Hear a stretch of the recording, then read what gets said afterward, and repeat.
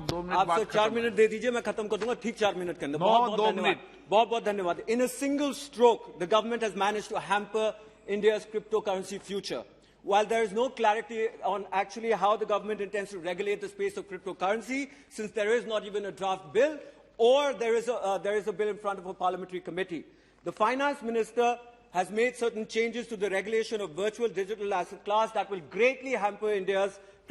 Web 3.0 space. The Web 3.0 space is not just cryptocurrencies, whether it's movies, music, gaming, ticketing, commerce. It intends to revolutionize the world with smart contracts and the metaverse.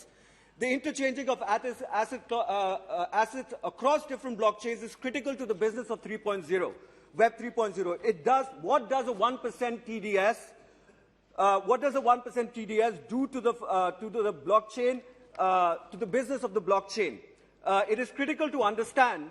that what the finance minister has done by introducing this 1% TDS on the blockchain industry, it is going to hamper the way this business is done, sir. I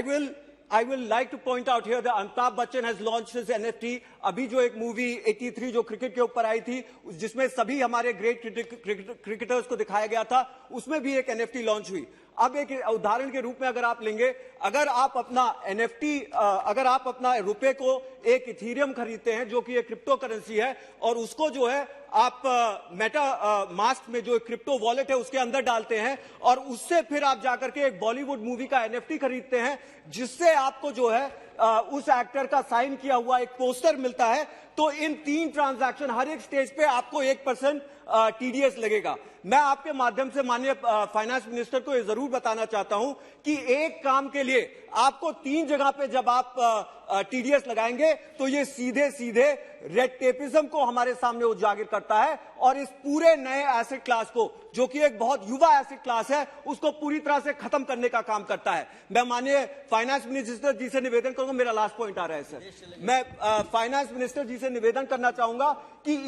ये जो policy आई है 1% TDS की, आप लिख के रख लीजिए, आने वाले समय में आप खुद इसको बदलने का काम करेंगे, और जो 3 जगह आप ले रहे हैं उसको आप खत्म करेंगे। आप इन्वेस्टर्स के बारे में सोचिए, जो ये स्पेस है सर, मैं खत्म कर रहा हूं, आप चाहे वेब 1.0 को लीजिए, गूगल जैसा बड़ा कंपनी सिलिकॉन वैली से आया, वेब 2.0 में फेसबुक जैसी बड़ी कंपनी जो है वो सिलिकॉन वैली में आई, वेब 3.0 में हमारे देश में जहां इतने यूनिकॉर्न्स पैदा हो रहे हैं, आज आप ये रेगुलेशन लगा करके हर एक इसके अंदर जो भी ट्रांजैक्शन हो रहा है उसका आप गला घोटने का काम कर रहे हैं। मैं सर खत्म कर कंक्लूजन में सर बस मेरे को 1 मिनट दे दीजिए, मैं कंक्लूड कर रहा हूं उसका। आप सर एक मिनट सर निवेदन है सर प्लीज निवेदन है सर, देश के जो युवा क्लास है 18 से 20-25 साल के लोग इसमें ज्यादा इन्वेस्टेड है, आप उनकी सोच को इस तरह से मत स्टाइफल करिए, इस तरह से खत्म मत करिए, और इस एसेट क्लास पे 1% TDS को आप खत्म करिए, क्योंकि ये आने वाले समय में इस बहुत ही बढ़िया एसेट क्लास को हमारे देश के अंदर मटिया पलीत कर देगा, और उसको रोकने से आप लोगों से निवेदन है कि आप लोग जो है इसके ऊपर कोई टैक्स, एक TDS न लगाइए। फिल्म बनाने जा रहे हो क्या जी? माननीय मंत्री जी